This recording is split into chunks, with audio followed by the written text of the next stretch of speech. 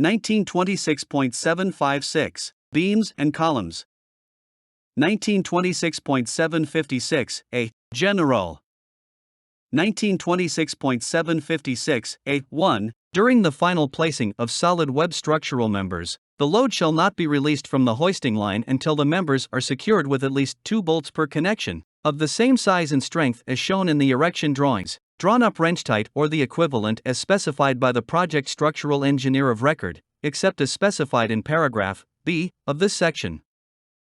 1926.756, A.2. A competent person shall determine if more than 2 bolts are necessary to ensure the stability of cantilevered members. If additional bolts are needed, they shall be installed. 1926.756, B. Diagonal bracing. Solid web structural members used as diagonal bracing shall be secured by at least 1 bolt per connection drawn up wrench tight or the equivalent as specified by the project structural engineer of record. 1926.756, C.1. Double connections at columns and or at beam webs over a column.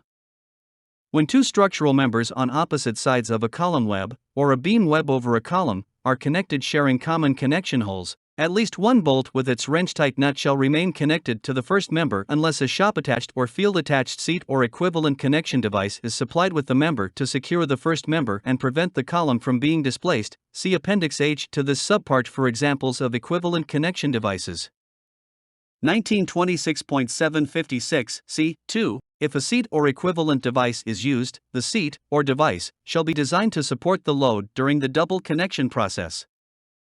It shall be adequately bolted or welded to both the supporting member and the first member before the nuts on the shared bolts are removed to make the double connection. 1926.756, D. Column splices. Each column splice shall be designed to resist a minimum eccentric gravity load of 300 pounds, 136.2 kilograms, located 18 inches, 0.46 m, from the extreme outer face of the column in each direction at the top of the column shaft. 1926.756, E. Perimeter columns. Perimeter columns shall not be erected unless 1926.756, E.1. The perimeter columns extend a minimum of 48 inches, 1.2 meters above the finished floor to permit installation of perimeter safety cables prior to erection of the next tier, except where constructability does not allow. See Appendix F to this subpart. 1926.756, E.2. The perimeter columns have holes or other devices in or attached to perimeter columns at 42 to 45 inches, 107 to 114 centimeters, above the finished floor in the midpoint between the finished floor and the top cable to permit installation of perimeter safety cables required by Section 1926.760, A.2, except where constructability does not allow. See Appendix F to this subpart.